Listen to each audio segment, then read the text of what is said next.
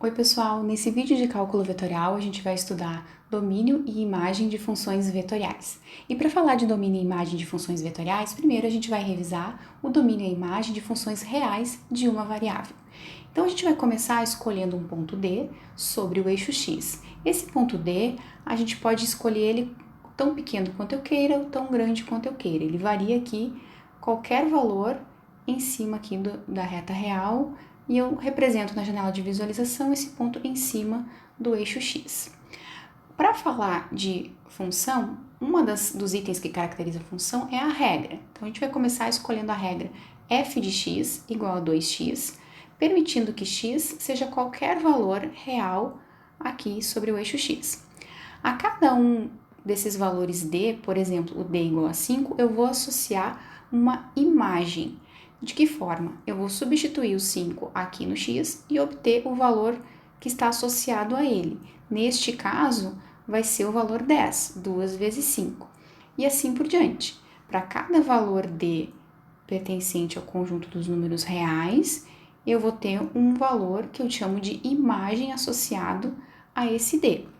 Então, geralmente aparece escrito assim em cima das funções, é f de d de f em r, que significa o seguinte: esse d de f é o conjunto que a gente chama de domínio da função. No nosso caso, qualquer número real pertence ao domínio dessa função, para essa regra f de x igual a 2x, né? Então, o domínio para essa função vai ser todos os reais. Esse reais que aparece aqui a gente chama de contradomínio.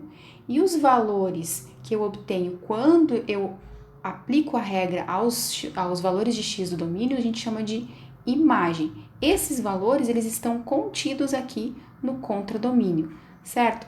Bom, e aí a gente pode se perguntar, mas se os valores do domínio eu represento sobre o eixo x, aonde eu represento os valores da imagem?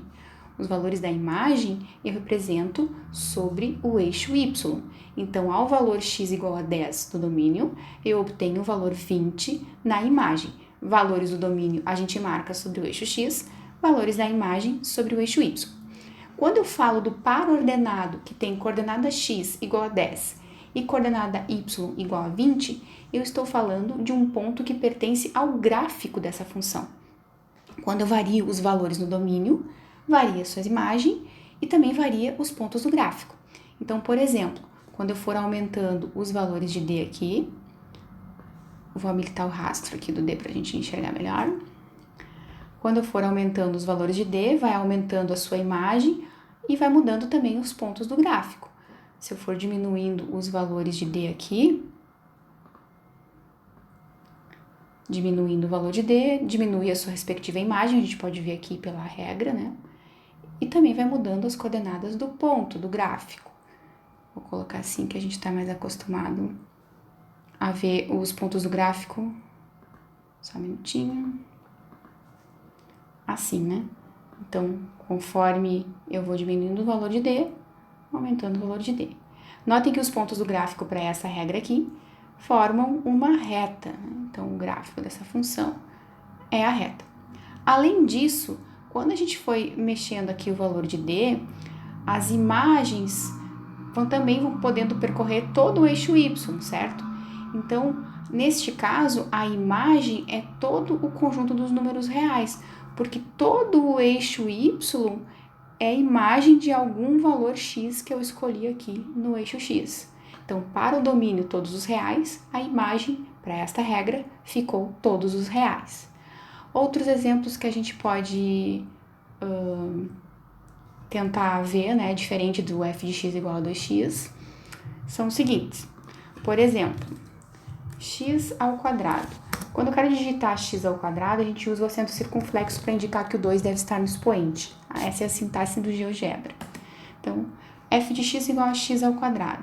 X ao quadrado já não é tão simples calcular, né, pela regra. Para alguns valores a gente consegue encontrar mais facilmente. Então, por exemplo, no x igual a 2, aqui vou para o 2, x ao quadrado é 4.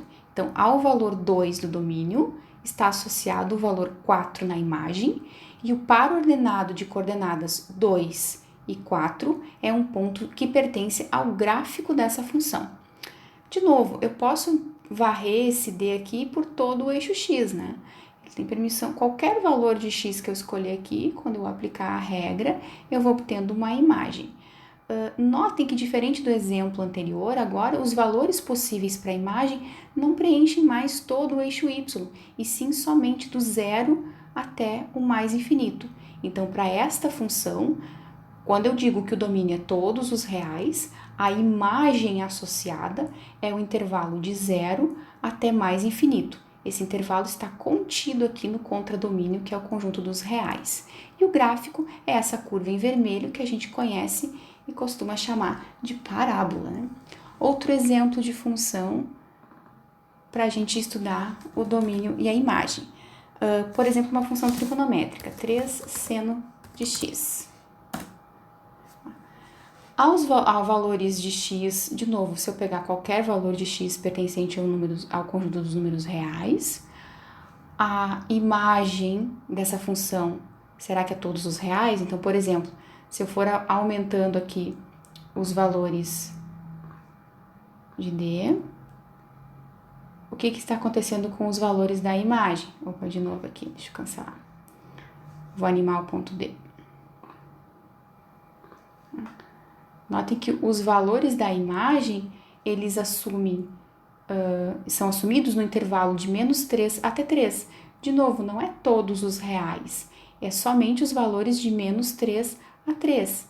Então, para o domínio todos os reais, a imagem para esta regra f de x igual a 3 seno x, deixa eu desanimar ele aqui, f de x 3 seno x, a imagem é o intervalo de -3 fechado até mais 3 fechado. E o gráfico é essa curva em vermelho que a gente está vendo aqui. Então, domínio todos os reais, imagem de -3 a 3, e o gráfico é essa curva em vermelho. Outra função que a gente pode olhar o gráfico é o valor absoluto, por exemplo, o módulo de x, né? Então, por exemplo, se eu escolher o valor d aqui, 2, o valor absoluto de 2 é 2. Então, ao valor 2, associo a imagem 2. E o ponto do gráfico é o ponto 2, 2. Se eu pegar um valor de d negativo aqui, por exemplo, o -4, o valor absoluto de -4 é 4. Então, ao valor -4 do domínio está associado o valor 4 na imagem. E o ponto do gráfico é o ponto -4, 4. Se eu varrer aqui todo o eixo x, vou habilitar rastro e vou animar aqui. Notem o que está acontecendo com os valores da imagem, né? Aqui, quanto maior for o meu valor de x, maior vai ser o valor da imagem. E como o valor absoluto descarta o sinal, né? Então, de novo, eu não vou ter valores negativos nessa imagem. Para o intervalo domínio para o domínio dessa função ser todo o conjunto dos números reais, a imagem é o intervalo de 0 até mais infinito. E o gráfico são essas duas semi-retas aqui. Outro exemplo, além do valor absoluto, uma função que aparece, por exemplo, uma função racional, 1 sobre x menos 1. Atenção que quando a gente for digitar x menos 1 no denominador, é necessário colocar os parênteses, porque senão ele não entende que os dois termos devem estar no denominador. Então, aqui, esse é o gráfico da função 1 sobre x menos 1. Se eu percorrer aqui os valores do domínio, notem que, vou dar um zoom aqui para ficar mais fácil. Quanto menor for o valor de d, mais pertinho de zero está a imagem, né? Olha o ponto da imagem, está quase no zero. Ele nunca vai chegar no zero, porque eu também nunca vou... Quanto mais para a esquerda eu for com o valor d, mais perto de zero vai o valor da imagem. Então, da mesma forma, quanto mais perto de zero eu for com o valor de d, menor será aqui o valor da imagem, desculpa, quanto mais perto de 1 eu for aqui, menor vai ser o valor da imagem. Exatamente no -1, a gente tem um problema. Porque quando eu colocar 1 aqui no lugar do x, eu vou zerar o denominador. E não existe divisão por zero. Então, para esta regra aqui, o maior domínio que eu posso estabelecer é todos os reais menos o valor x igual a 1. Então, nesse lugar do domínio é todos os reais menos o x igual a 1. E nas imagens, o que vai acontecer é o seguinte, agora eu vou aumentando aqui os valores de D. Notem que as imagens aqui, elas podem ser qualquer valor real menos exatamente o valor zero, porque esse nunca é atingido. Então, na imagem aqui, dentro do contradomínio, seriam todos os reais menos o zero. Uma outra função que aqui, além, a gente pode só... costuma representar isso no gráfico com uma reta pontilhada, né? Quando o valor x igual a 1 não pertence ao domínio. Essa reta pontilhada tem o nome de assíntota lá no cálculo, né? Então, outra função que aparece com bastante frequência é a função exponencial, a função e elevado a x.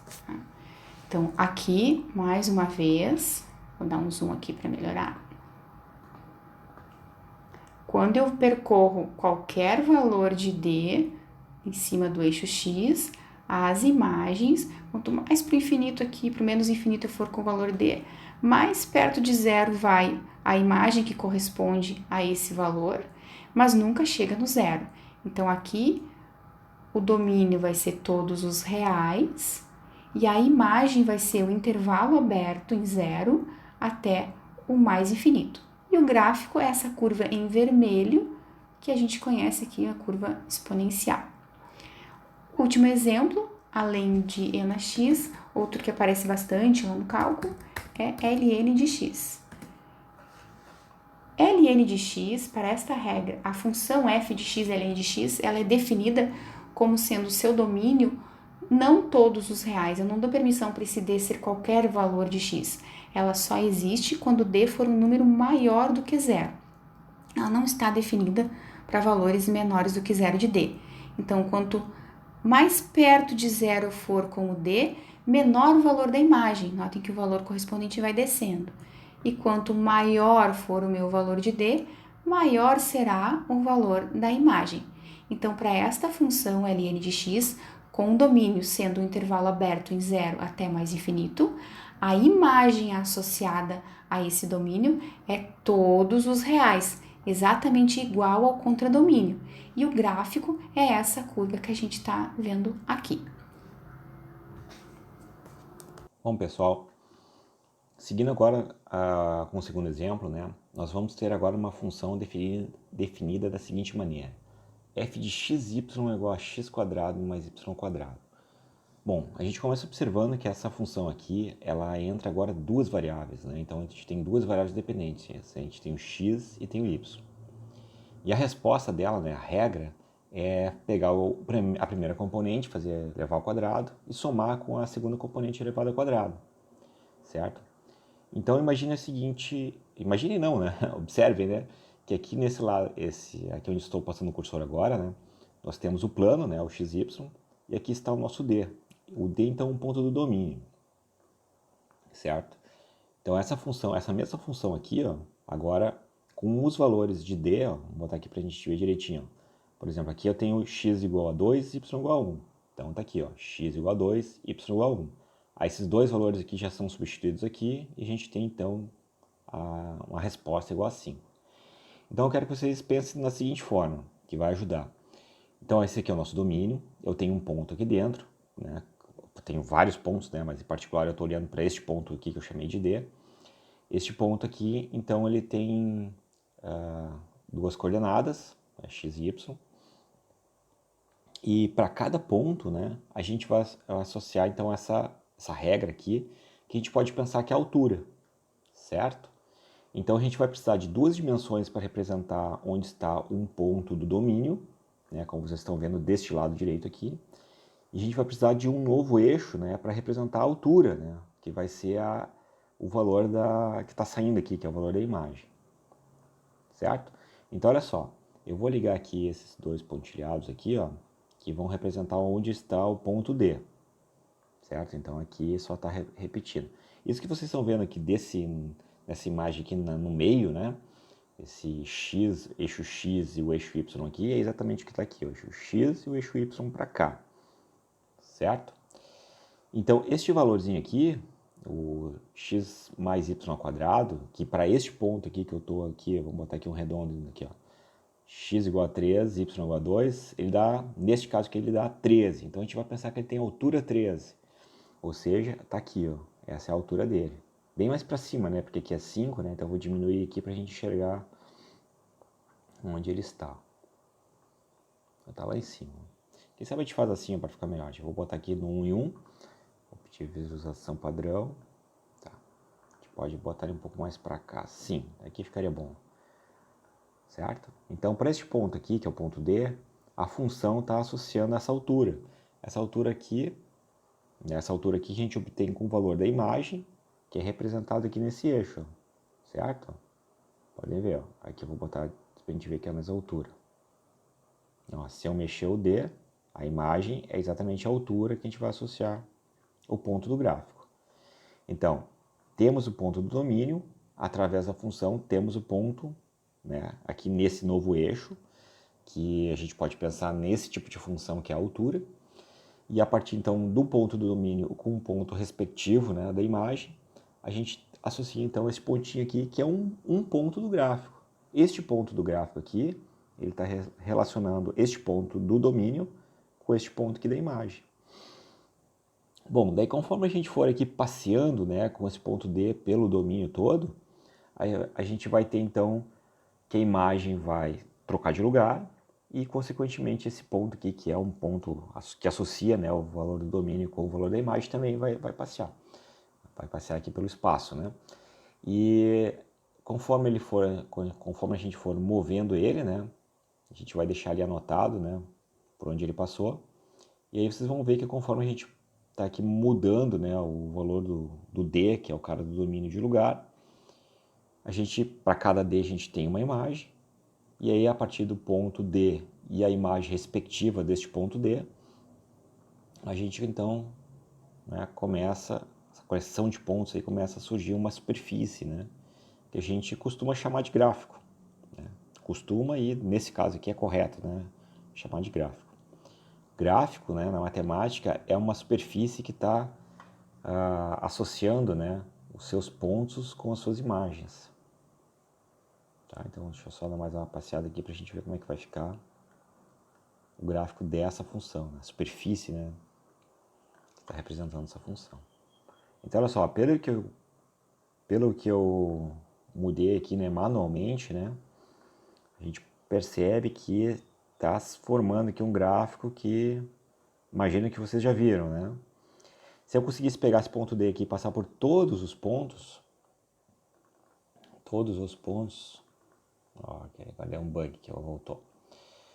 Se eu conseguir pegar esse ponto D aqui e passar por todos os pontos do domínio, então nós vamos ter essa superfície aqui, que é o paraboloide, né? E provavelmente vocês já viram isso alguma vez na vida, né? Que quando a gente tem x² mais y², né, f igual a x² mais y², isso aqui dá um paraboloide, tá? Mas o que a gente quer fazer aqui com esses vídeos, né, é tentar deixar claro essa relação domínio, que está aqui, imagem, que está nesse eixo aqui, representado aqui pelo eixo Z, e que o gráfico, né, neste caso aqui, ele é, como a gente não... Pensa o seguinte, ó, nessa mesma representação aqui a gente tem um espaço aqui R2, que está aqui em cinza, que é onde aparece o domínio. E a gente tem também junto aqui um novo eixo aqui, que é o contradomínio, né, que é onde aparece a imagem. E a partir, então, do ponto do domínio com o ponto da imagem, né, junção de todos eles, a gente constrói uma superfície, que é o gráfico da função. Certo? Aqui só para a gente ver outras funções que a gente, né, costuma estudar em sala de aula, né? Então, algumas delas, só para a gente lembrar, né?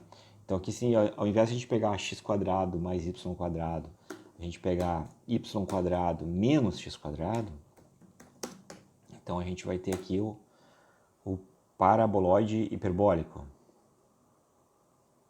Paraboloide hiperbólico, isso aí. Certo? Que é mais ou menos isso daqui, né? Que a gente tenta, às vezes, fazer em aula, né?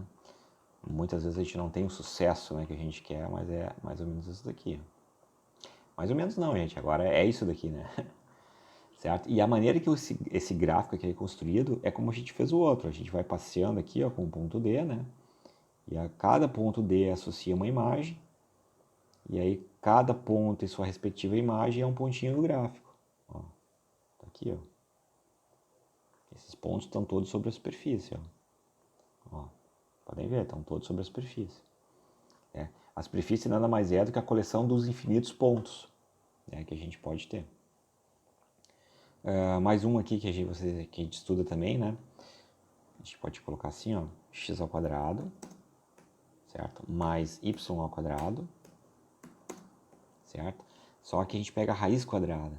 Raiz quadrada a gente escreve assim, ó, SQRT, aí entre parênteses toda a expressão, certo? Então aqui, ó, a gente tem a f de x igual a raiz quadrada de x quadrado mais y quadrado, e deste lado aqui nós temos então o cone. Esse corte aqui que aparece no cone, ó, é porque ele está dentro do quadradinho.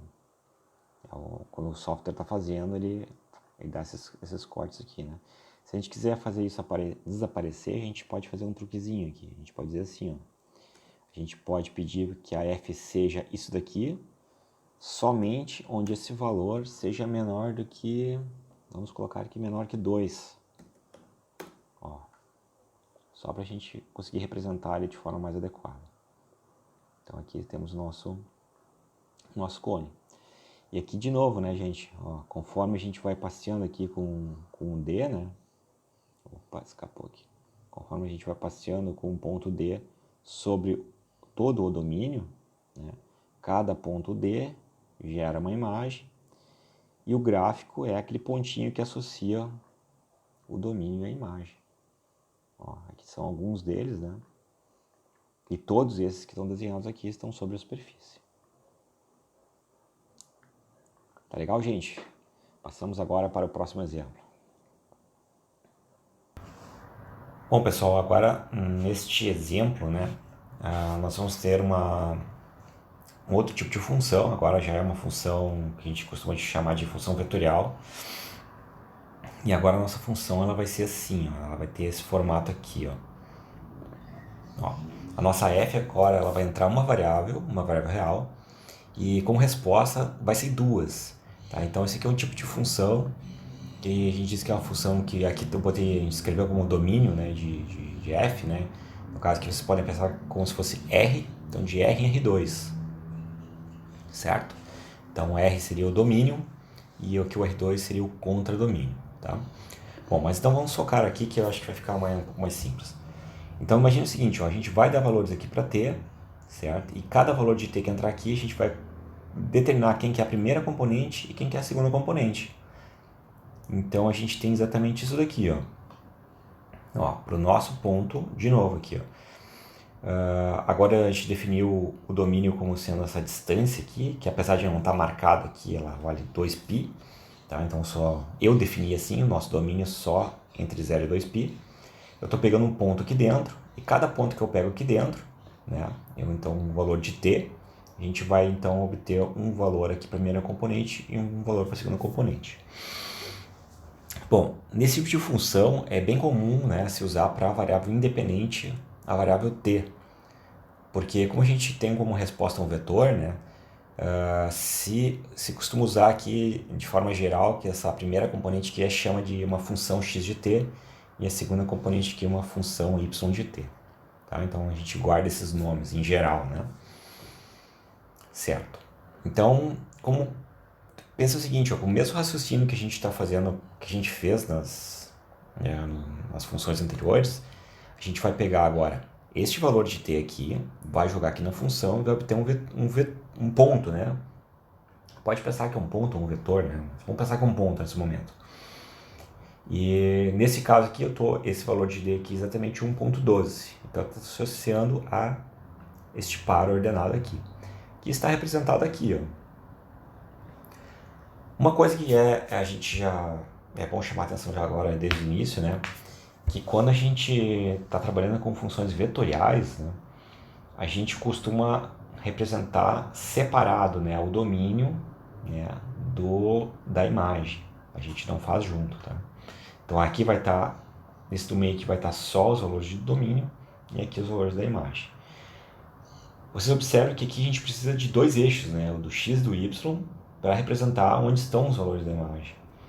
Porque que nem aqui, ó, a gente entra com um número aqui no t e sai com um par x. Então um par seria um valor de x e um valor de y. Então eu preciso do R2, certo? E neste caso aqui, né, vamos fazer, deixa eu apagar aqui, não, apagar aqui um pouquinho, eu vou voltar aqui para o D, aqui para o zero, né? Então a gente vai ter a seguinte situação: conforme esse D aqui começar a andar sobre o eixo T, conforme o T for assumindo valores diferentes, a primeira componente vai ser diversos valores de seno e a segunda aqui vai ser T, então o T simplesmente vai crescer. Esse seno de T está representado aqui no eixo X, tá? Então conforme o T crescer, esse aqui vai ficar oscilando, que até posso aumentar aqui para ficar melhor o desenho, ele vai ficar oscilando entre 1 e menos 1, 1 e menos 1, ele vai ficar assim. Enquanto que a componente Y aqui, ela vai simplesmente subir, tá? Então tenta imaginar isso e ver se vocês conseguem compreender por que o gráfico fica dessa maneira aqui. Ah, só que eu esqueci de habilitar o rastro. Mas tudo bem, deixa ele fazer o caminho ali. Ó, ele vai até lá em cima. Vamos habilitar o rastro que vai ficar mais legal. Aqui, agora vai. Vamos animar.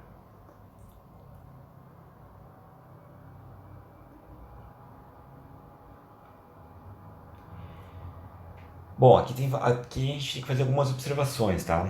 Então, a primeira delas, né, é que, como eu já fiz, eu vou ressaltar, né, o domínio está aqui. E isso tudo aqui que vocês estão vendo, gente, todo assim, o R2 inteiro é o contradomínio. Ó, a função ela vai de R em R2. R2 é o contradomínio. Isso que está feito em laranja, essa curva que está em laranja aqui, ela é a imagem da função.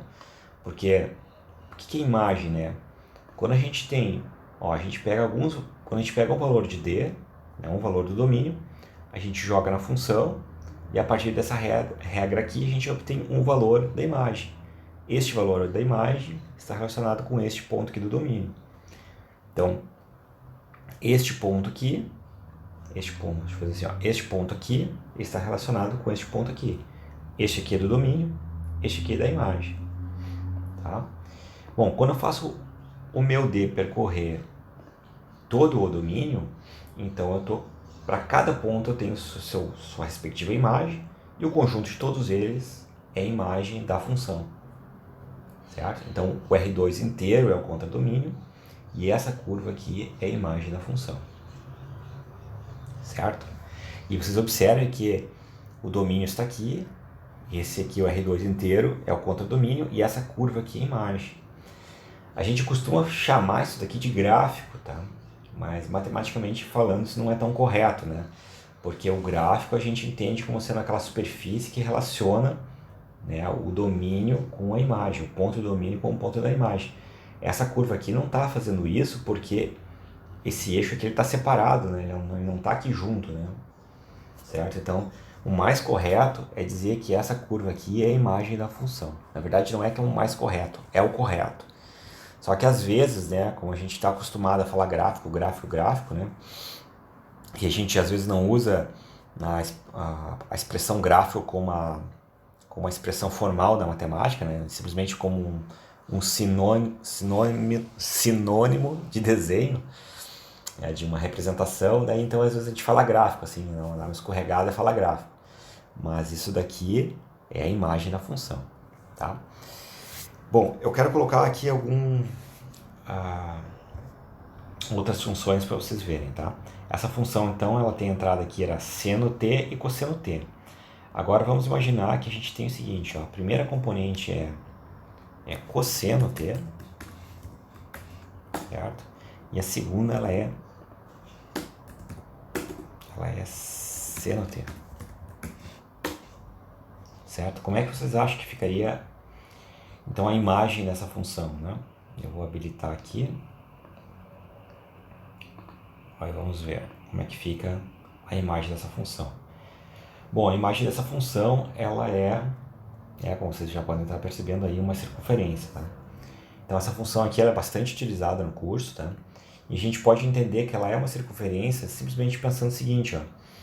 Este ponto aqui, ó, sempre que te der um valor para a entrada, né, para o domínio, um valor de t, a gente vai obter a resposta cosseno t a seno t. Só que a gente sabe lá da trigonometria que não importa, né, qual seja o t que a gente colocar aqui, a distância de cosseno t a seno t até a origem, ela vai valer 1. E essa que a gente pode aplicar uma Bhaskara aqui, que vai dar 1. Claro que se a gente vir aqui e multiplicar, por exemplo, o cosseno por 3, né, e o seno por 3, aí então nós vamos ter uma circunferência de raio 3. Vou ver se eu consigo animar esse aqui daqui. Vou puxar ele para cá. Vou animar. Certo? Eu vou ter uma circunferência novamente. Só que agora, se eu pegar estes pontos aqui, né, e fazer a distância até a origem, ele vai dar exatamente esse carinha da frente, que é o raio, né, que é 3. Certo? Vocês também podem observar que se eu mantiver o 3 multiplicando o cosseno, e no seno aqui eu colocar 1, né, então a gente vai ter um gráfico agora um pouquinho diferente, né, também que é conhecido nosso, né. Ele vai ser uma elipse. Pensa o seguinte, ó, a componente x, pelo cosseno, ela ia variar entre menos 1 e 1. Só que está multiplicado pelo 3, então ela vai até o 3 e até o menos 3. Enquanto que o y é o seno, então ele só vai até 1 e até o menos 1. E por isso se forma aqui uma elipse. Tá? Certo. Daí, outra coisa que eu gostaria de fazer aqui com vocês é o seguinte. Se a gente pegar aqui agora, eu vou deixar aqui o raio 3, só para a gente ter uma... Não, vou deixar fazer com raio 1 mesmo. Eu aumento ali. Tá. Vamos aumentar aqui para a gente ficar com um desenho mais legal.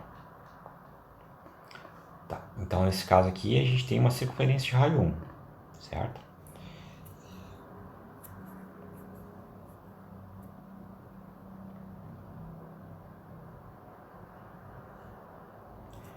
Ok. Agora pense comigo. Eu quero ver com vocês duas coisas agora que a gente utiliza bastante também no curso.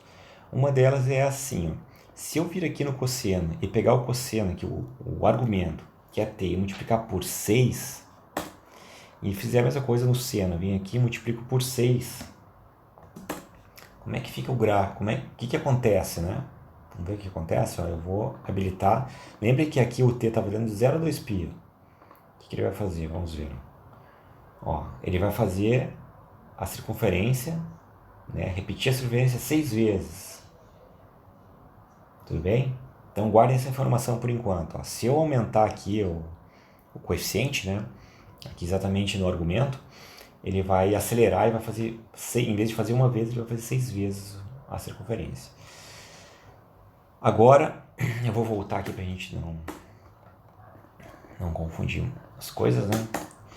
Agora imagina o seguinte, ó, agora eu botei aqui a primeira componente como sendo cosseno t, a segunda componente como sendo seno t, e eu vou colocar agora, em vez de colocar aqui um raio por fora constante, eu vou colocar t, certo? Antes eu tinha colocado 3, lembra? E aí tinha ficado com uma circunferência de raio 3, né? Agora eu vou colocar t. Aqui o que vai acontecer, ó? A gente vai ter uma circunferência, só que ela vai começar com raio 0 e depois vai aumentando até chegar em 2π. Então eu vou diminuir um pouco aqui para a gente pegar. Vamos lá. Ó, vocês percebam que o raio está aumentando. Ó. O raio está aumentando cada vez mais. Ó. Se você pensar no pontinho, ó, ele saiu ele fez a circunferência, ele fez isso aqui, o pontinho. Só que o raio ele começou em 0 e foi aumentando. E ele ficou com esse formato de elipse. Agora imagine que a gente vai fazer a mesma coisa, só que nós vamos acelerar aqui o argumento, né? Em vez de fazer uma curva, nós vamos fazer 6. Vamos ver como é que vai ficar. Vamos diminuir aqui. E vamos animar esse ponto, só pra gente ver como é que fica.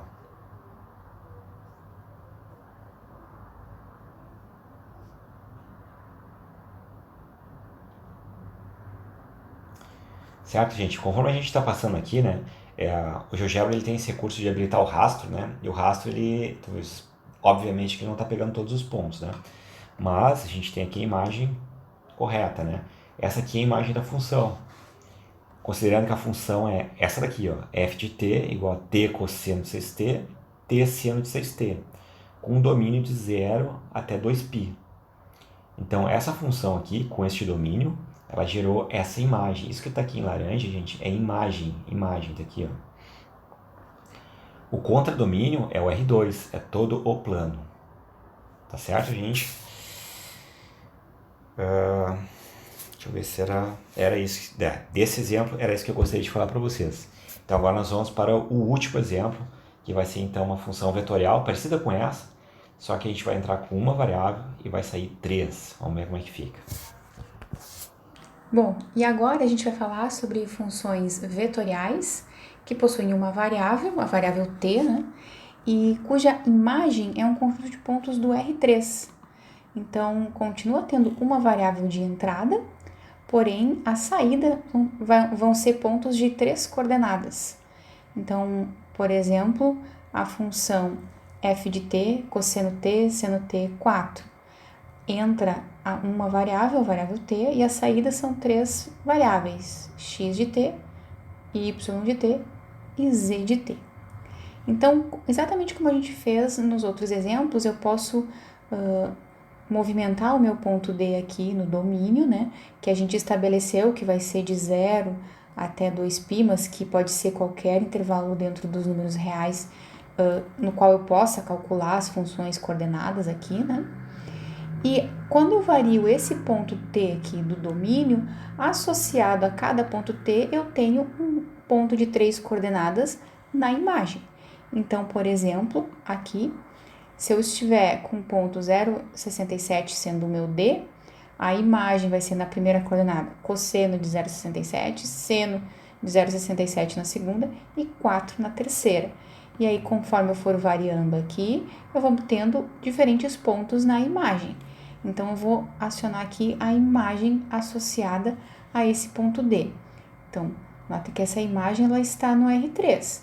Ela é um ponto com 3 coordenadas. Cosseno t, seno t e 4. Essa função em particular, ela tem uma característica interessante que a terceira coordenada de todos os pontos da imagem é sempre 4. Então, essa altura não vai mudar. Todos os pontos da imagem vão estar na mesma altura. Então, eu vou ter lá a primeira e a segunda coordenada, lá no R2 aqui, e a terceira é sempre 4. Então, não importa qual o D que eu escolha aqui, a imagem, deixa eu desabilitar o rastro para não atrapalhar por enquanto. Quanto eu for mexendo o D aqui no domínio, eu vou obtendo diferentes valores lá na imagem, porém todos os valores dos pontos da imagem vão ser pontos de altura 4. Uma outra observação sobre as duas primeiras coordenadas dessa função, que como nos exemplos anteriores, se fosse somente as duas primeiras, cosseno t, seno t, eu teria uma circunferência de raio 1. Então, as duas primeiras coordenadas têm exatamente o comportamento de uma circunferência de raio 1, só que essa circunferência de raio 1 está na altura 4. Então, eu vou habilitar o rastro aqui, vou trazer o D para o início e vou animar o D para a gente ver o que acontece com essa imagem. Habilitar o rastro. Não, é animar, desculpa. Então, na altura 4, os pontos correspondentes vão fazendo um desenho de uma circunferência. Se esse meu T eu tivesse estabelecido aqui que fosse todo o intervalo real, eu ia ficar percorrendo várias vezes essa circunferência, certo? Então, esse é o primeiro exemplo. O que mudaria se na terceira coordenada aqui não fosse constante? Se nessa terceira coordenada aqui eu tivesse um T, por exemplo. Então, notem que, nesse caso, tem o comportamento de uma circunferência aqui, porém, a terceira coordenada está aumentando cada vez mais. Conforme eu for aumentando o meu D, ele vai girar, mas a altura vai mudar. Vou trazer para cá de novo.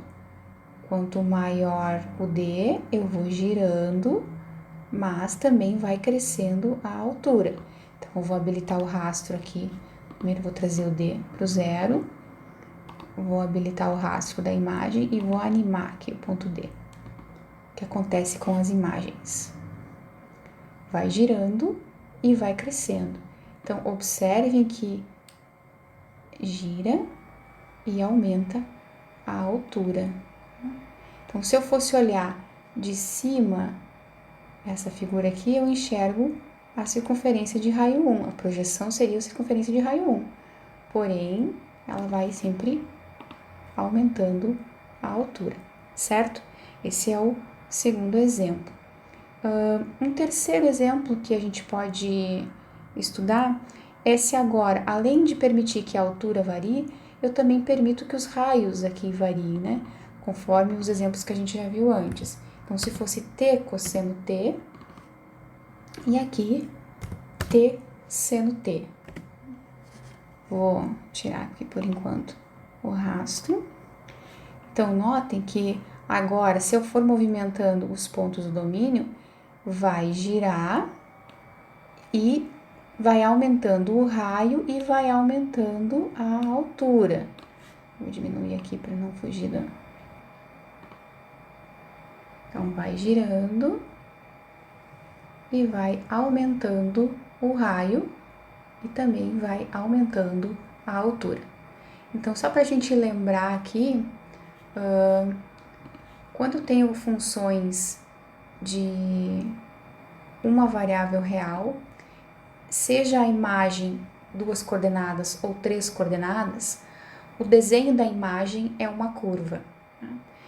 E cada uma dessas coordenadas a gente costuma chamar de funções coordenadas. Lá no cálculo, normalmente, x de t, y de t e z de t. Certo? Então, isso conclui o estudo das funções do domínio e a imagem das funções vetoriais. Até o próximo vídeo.